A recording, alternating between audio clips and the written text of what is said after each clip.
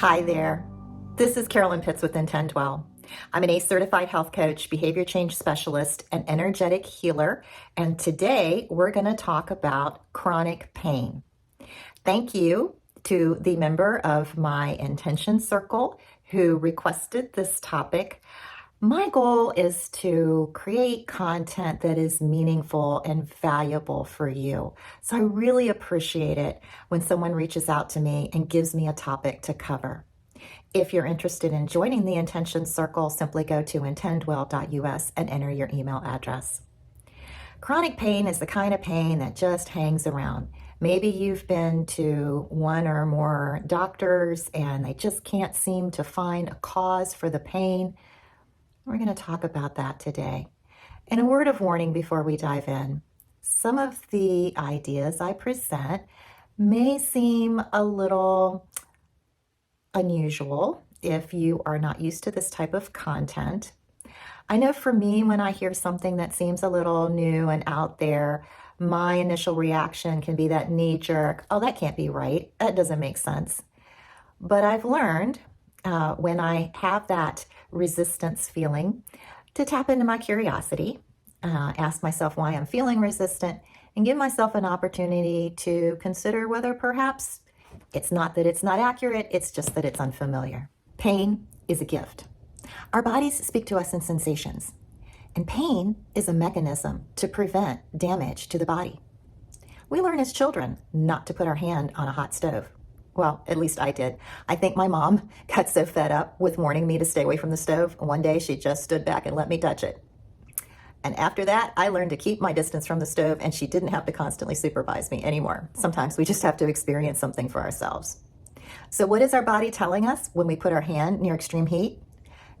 Get away from the heat, or you're going to do damage to the tissues in your hand, or you'll get blisters on your fingertips, like I did. I say pain is a gift because people who have lost the ability to detect pain, such as in cases of advanced diabetes, are at greater risk for physical injury. If you are suffering with chronic pain, your body is trying to get your attention. The challenge is to figure out what it's trying to tell you, because sometimes the threat is more subtle than a hot stove. So take a moment now to thank your body for alerting you to the danger and send love to that part of your body that's hurting. Our bodies are rivers of energy. Think of a river. Think of the water in the middle of the river. It's fast moving, it's churning, it's constantly being rejuvenated, it's energized, it's full of oxygen.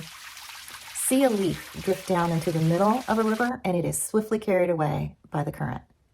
Now think of the water along the river bank. It's very slow moving. In some places, it's not moving at all. It can become stagnant and dank. There may be a foul stench. See a leaf drift down into this part of the river. It's just going to decay in the water. Centuries ago, practitioners of traditional Chinese medicine mapped the energy flows in our bodies, which we call meridians. The energy in our meridians should be constantly moving, like the water in the middle of a river. But sometimes the energy in part of our body slows. The flow is disrupted, and it becomes more like the dank, stagnant water along the river's edge. Viewed through the lens of energy medicine, pain with no discernible underlying physical cause makes complete sense. So what can lead to disruption, congestion, stagnation in the energetic flows in our body? Well, physical injury for one. But not only are our bodies made of energy, the emotions that we feel and the beliefs that we hold, which are thoughts that we think on a regular basis, those are made of energy as well. Energy vibrates at a frequency that is measured in hertz. Low vibe emotions and low vibe beliefs can also lead to energetic congestion in the rivers of energy that are flowing through our body. We are all intimately familiar with pain from physical injury, or what I like to call inappropriate contact with something in the environment. Banging your knee on the edge of a table, sudden contact with the floor as a result of a fall, a slip of a knife in the kitchen, inhaling or ingesting a toxic substance like chemicals or a virus. Western medicine excels at treating these types of energetic disruptions. We ice bruises, bind strains, disinfect cuts, and pin broken bones. Pharmacological substances may be prescribed. And with these interventions, our body usually heals itself. Damaged tissues are replaced, broken bones reattach. The immune system dispatches viruses, and the energy is restored. A few years ago, a friend of mine went to his primary care physician complaining of pain in the chest area. The doctor looked at my friend, white man in his 50s, could be coronary heart disease. So a host of blood tests was ordered, a stress test was ordered, nitroglycerin was prescribed so he could have that on hand in case he had a heart attack before the test results came back. The tests were done, the results came back, and the doctor was perplexed. There was no sign of any damage to the heart. And without an angioplasty or a bypass to perform, the doctor was done. But if he just asked some questions, he would have found out that my friend's mother had just passed. He was grieving. And whether it's the death of a loved one, the end of a romantic relationship, whatever the cause, sorrow hurts. But we don't have any tests or any machine yet to test for energetic disruption that has an emotional basis. It's not the doctor's fault. And also, I would say it wasn't his fault that he didn't ask the questions, because we tend to treat mental health as something separate and distinct from physical health. And we go to different practitioners for that. And my friend's doctor was focused on looking for a physical reason for the chest pain. Just as low vibe emotions can disrupt the energetic flow in our body, low vibe thoughts, beliefs, things that we think on a regular basis can also be damaging to our energy flow. Do you know anybody who's always putting themselves down? I have a friend who's always saying things about herself like, my brain is mush, I have a mind like a sieve. The other day, a friend of mine referred to herself as a fat slob. These comments are very dangerous to our health.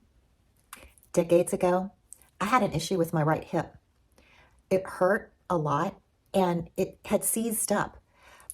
Our hip is a ball and socket joint like our shoulder. I could move my leg front and back so I could walk, but I couldn't move my leg to the side. We're supposed to be able to open our hip up to the side. The orthopedist laughed at me when I said I didn't have full range of motion in my hip.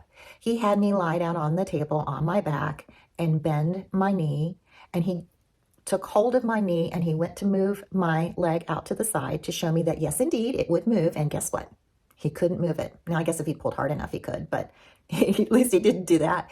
So he got suddenly serious and he ordered an MRI, and the MRI results came back and my hip joint was fine. He called me with the test results. He actually said to me, good news, your hip is fine. And I said, I still can't move my hip and I'm in a lot of pain. And he said, well, we can up your pain meds. I wish I'd known then what I know now. Pain in the areas of our body that move us forward can be associated with thoughts of dread associated with moving forward in our lives. This was decades ago. I don't remember specifically what I may have been dealing with at the time, but there was a lot going on in my life. My children were in the 8 to 10-year-old range. My mother-in-law, aging mother-in-law, was living with us, and she and I had a lot of friction in our relationship. And my husband was staying home to take care of the mother-in-law, and that meant that I was the sole breadwinner. I was working a full-time job, and I was going to school at night. So it makes sense. There was something going on in my mind back then about apprehension moving forward in my life. All healing is self-healing. Western medicine offers us so much in the way of treatments, but ultimately it's up to our body to respond to those treatments and to heal. And as we heal physically, mentally, emotionally, usually the energetic flow in our body is restored as well.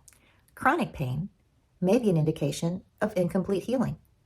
Perhaps a broken bone has reknit and the x-ray looks fine, but the energetic flow in the meridians in that part of the body have not been completely restored. As marvelous as Western medicine is, there aren't machines or tests to measure the energetic flow in our body, at least not ones that are administered on a routine basis. So if energetic congestion is the source of your chronic pain, the doctor may not have a tool or a test to detect it yet. And long-term energetic congestion impedes the body's ability to repair and heal in the affected area. And because cellular growth and regeneration is not happening as it should, that stagnation over time can lead to damage that our tests and machines can detect.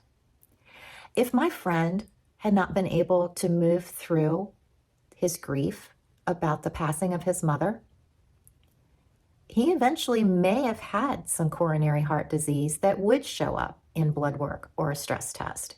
He eventually may have had to have angioplasty or bypass surgery. And for my hip, if I hadn't been able to move through whatever apprehension I was feeling at the time, maybe eventually an MRI scan would have shown sufficient deterioration and the doctor would have been able to go in and do a joint replacement for me. So I've offered a lot of information in this video.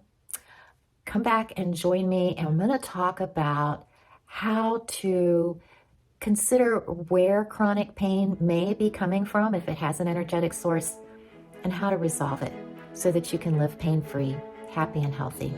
Thanks again for joining me. Have a beautiful week. Remember, the best things in life are intentional.